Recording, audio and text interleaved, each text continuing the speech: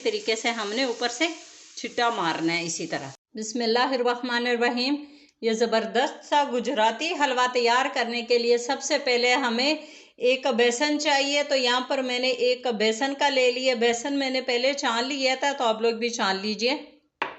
अच्छा जी, इस हलवे का तरीका दूसरे हलवों के निस्बत बिल्कुल डिफरेंट है, तो प्लीज़ वीडियो को फुल वॉच कीजिए ताकि कोई चीज़ आप लोगों से स्किप ना हो और आप लोगों का भी बिल्कुल इसी तरह ज़बरदस्त सा ये हलवा, दानेदार हलवा तैयार हो जाए। बिस्मिल्लाहिर्रहमानिर्रहीम। यहाँ पर मैं 1 चम्मच इसमें देसी घी का इस्तेमाल कर रही हूँ। अगर ज़रूरत पड़ गई तो थोड़ा सा मज़ीद भी हम इस्तेमाल कर लेंगे। उसके बाद ये रूम टेम्परेचर पे दूध है। रूम टेम्परेचर पे, फ्रिज का इसमें इस्तेमाल नहीं होगा, ठंडा दूध डालेंगे, यानी रूम टेम्परेचर का जो दूध होता है ना उसका हम इस्तेमाल करेंगे। और 2 चम्मच यहाँ पर, थोड़ा सा 1 चम्मच और डाल लेते, 3 चम्मच यहाँ पर मैंने दूध का इस्तेमाल किया है। अब हमने क्या करना है कि ये ना इसमें मिक्स कर देंगे। बिस्मिल्लाहिर्रहमानिर्रहीम।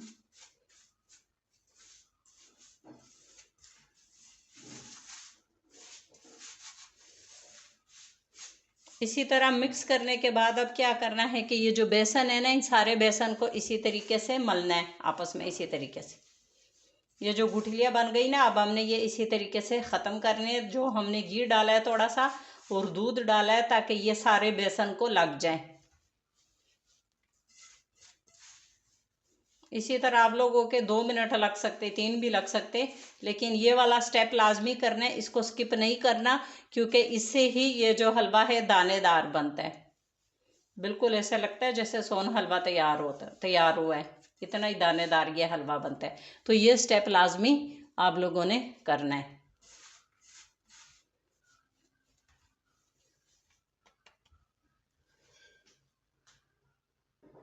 तो ये देखिए 2 मिनट मैंने इसी तरीके से मिक्स करने के बाद बेसन हमारा इतना अच्छा दानेदार बन गया। तो अब चलते हैं चूल्हे की तरफ, इसका बाकी काम स्टार्ट करते हैं। यहाँ पर मैंने एक बर्तन ले लिया, इसमें मैं शीरा तैयार करूँगी। शीरा तैयार करने के लिए अगर आप लोग मीठा ज़्यादा इस्तेमाल करते हैं तो जितना आप लोगों ने बेसन लिया उतनी चीनी ले ले, लेकिन इतना मीठा काफ़ी रहता है। हम लोग इतना इस्तेमाल करते हैं, दरमियाना ये मीठा होता है, बहुत ज़्यादा तेज़ नहीं होता है। बेसन हमने फुल 1 कप लिया और शीरा चीनी हमने 1 कप से थोड़ी सी कम ले लिए। और अब इतना ही हम इसमें पानी डालेंगे। तो ये देखो उतना ही हमने इसमें पानी डाल देना है। उसके बाद इसमें ये इलायची मैं डाल रही हूँ, 4 इलायची डाल रही हूँ। इलायची खोल के डाल देंगे, और अगर आप लोग इलायची पाउडर इस्तेमाल करना चाहते हैं तो उसका भी इसमें इस्तेमाल कर सकते हैं। इसमें चम्मच चला देंगे ताकि चीनी नीचे लगे ना।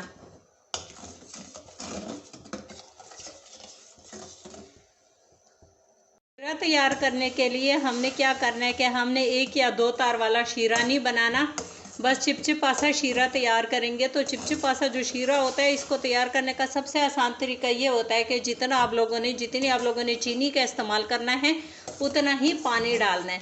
उसके बाद हमने सिर्फ और सिर्फ इसको 2 मिनट पकाना है। तो हमने ये जो इलायची डाली है ताकि इलायची का फ्लेवर बहुत अच्छे तरीके से शीरे में आ जाए। तो उसके बाद ये जो हमारा शीरा है ना, ये फिर रेडी है, ठीक है, क्योंकि कोई तार हमने इसका नहीं बनाना। बस 2 मिनट इसको सिर्फ इसीलिए हमने पकाना है ताकि ये जो इलायची है इसका बहुत अच्छे तरीके से फ्लेवर इसमें आ जाए। तो यहाँ पर 2 मिनट हो गए पूरे।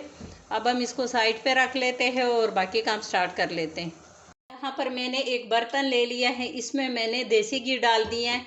इस चम्मच से 5 चम्मच मैंने देसी घी का इस्तेमाल किया है।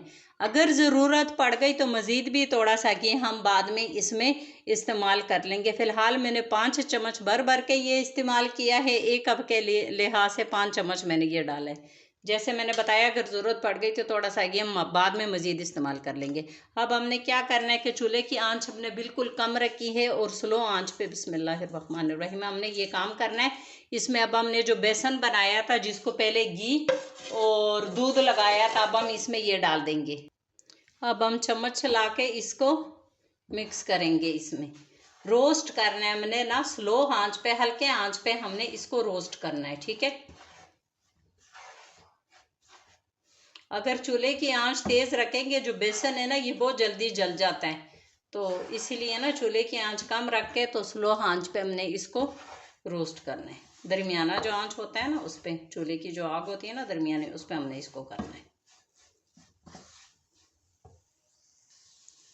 इस रेसिपी को लाजमी ट्राई कीजिए, ईद पे कुछ डिफरेंट खाने को मिल जाएगा। खीर वगैरह, शीर खुरमा वगैरह तो हम बनाते रहते, ये भी बना के ट्राई कर लीजिए। इंशाल्लाह मेहमानों को ये रेसिपी भी बहुत पसंद आएगी।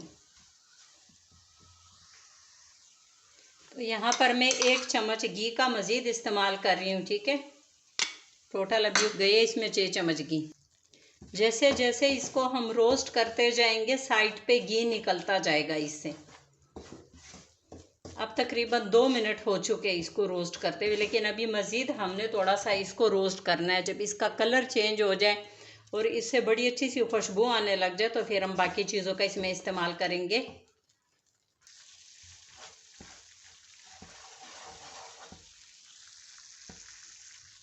एक मिनट के लिए मैंने चूल्हे की आंच तेज़ कर दी ताकि इसमें बबल बहुत अच्छे से बने। यानी 2 मिनट इसको लो फ्लेम पे रोस्ट करने के बाद 1 मिनट के लिए मैंने चूल्हे की आंच को तेज़ कर दिया था। और अब जैसे कि नज़र आ रहा है कि इसका कलर चेंज होने लगा है, लेकिन अभी मज़ीद थोड़ा सा चेंज करेंगे, उसके बाद हम इसमें से वो करेंगे। तो अब ये मेरे पास दूध है, रूम टेम्परेचर का ये दूध, और चूल्हे की आंच अब हमने कम कर दी है। बेसन का जो कलर है ना ये डार्क ब्राउन हो गया, ठीक है। इस स्टेज पे हमने क्या करना है कि ये जो रूम टेम्परेचर पे दूध है हमारा, हमने ये डालना नहीं है पूरा एक साथ। ये देखे ऐसे हाथ में थोड़ा सा लेके ना इसी तरीके से हमने ऊपर से छिट्टा मारना है इसी तरह। और अब हम ये मिक्स करेंगे 2 दफ़ा। मैंने उंगलियों से थोड़ा सा उठा के तो इसी तरीके से हमने ऊपर से छिड़का है दूध। अब 1 मिनट इसको मिक्स करेंगे तो फिर दोबारा से हमने यही अमल करना है। को 3 दफ़ा हमने इस स्टेप को करना है, ठीक है। तो ये 1 मिनट हो गया। दोबारा से वही काम करेंगे कि इसी तरीके से उंगलियों पे थोड़ा सा दूध लेंगे और ऊपर से छिड़क देंगे।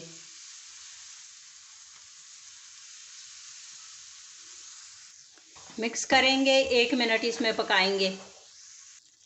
तो 2 दफ़ा हमने दूध ऊपर से छिड़क दिया। तो ये देखिए इससे ना इसी तरीके से ना हमारा बेसन दानेदार होता जाएगा। 1 दफ़ा फिर लास्ट हम करेंगे यही काम। बिस्मिल्लाहिर्रहमानिर्रहीम।